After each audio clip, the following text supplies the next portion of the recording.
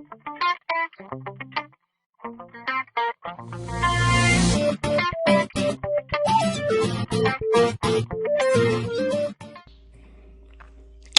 kala yihiin asset items owned by a business that will provide future benefits. waa itemyo ama walxo nooca doon ha ahaadaane uu ganacsigaasi leeyahay kuwaas oo laga heli doono faa'iido mustaqbalka ah.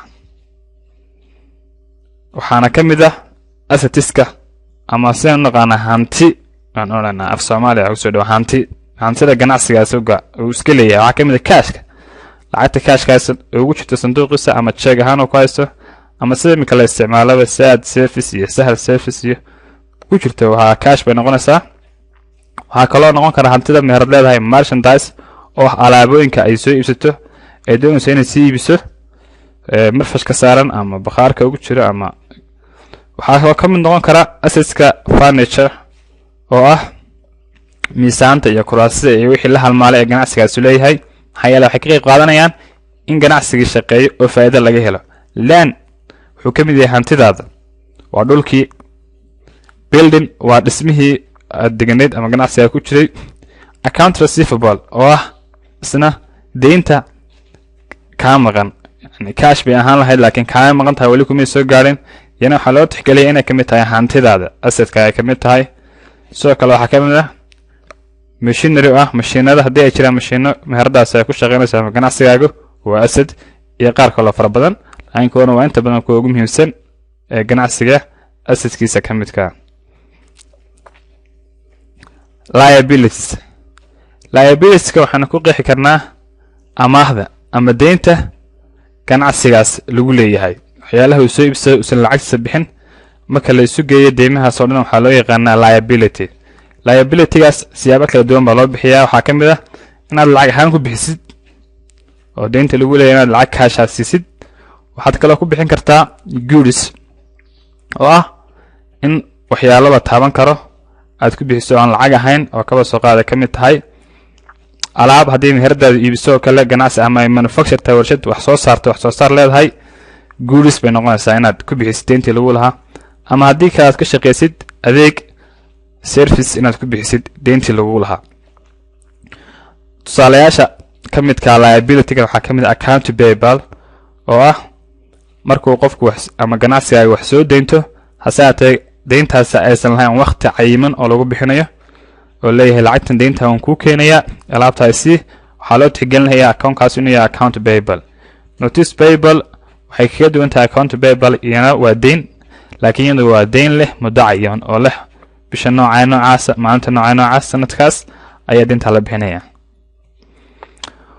ugu dambeyntii qodobka saddexaad oo ah elementiska uu leeyahay accountingku waxa weeye owners equity. owners equity waxa weeye xaddiga ama xaddiga ganacsigaas deyn hantida uu leeyahay assetka uu leeyahay iyo liability-ga wixii liability-ga saayidka ah waxay noqonayaan owners equity. waa liability-ga iyo waxa la yiraahdaa owners equity-ga oo la isku daray ayaa wax la mid ah assetka.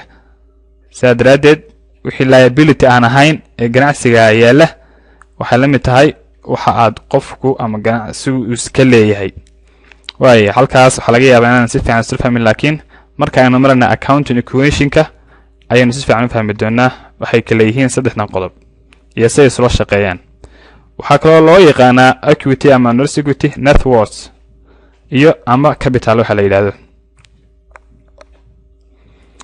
haddaba waxaa jira accounting concept ama fikrad accounting conceptiga aad tahay qof walba inuu maskaxda ku haya ama uu fahansanaado oo muhiim ah. waayahay conceptiga waxa weeye qofka ganacsiga iska leh ama meherad iska leh wuxuu leeyahay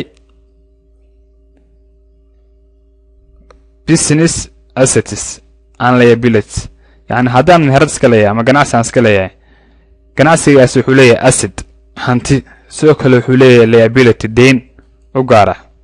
sidoo kale ownerku ama isla qofkii wuxuu yeelan karaa hanti uu isagu leeyahay oo ka baxsan ganacsigiisa iyo deyn isaga si gaar ah lagu leeyahay oo ka baxsan ganacsigiisa.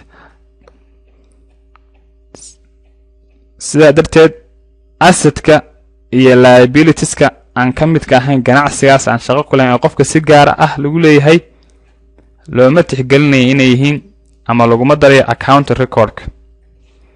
tusaale ahaan, if owner invests money or other assets in the business, the item is no business asset. haddii qofkii hadse ahaatee waxa uu soo gaar u lahaa ama lacag u gaar u lahaa uu ganacsigaas geliyo, markaa waxay noqonaysaa qayb ganacsi ka mid. tusaale ahaan, waxa laga yaabaa ganacsiga wuxuu leeyahay guri buu iska leeyahay, wuxuu leeyahay alaabtii taalay baa ka mid ah, furniture-kii baa ka mid ah, lacagtii cash-ka taalay baa ka mid ah, waxa laga yaabaa xitaa baabuur inuu leeyahay u shaqeeya ganacsiga. waxyaalahaas oo dhan waa asset-ka uu ganacsigaas iska leeyahay. sidoo kale waxaa jira asset qofka u gaarka ah.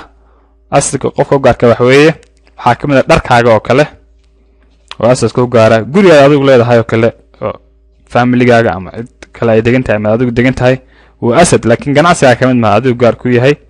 liability waa sidaas leeg deymaha adiga si gaarka lagu leeyahay iyo deymaha sabab ganacsiga la xiriirda lagu leeyahay.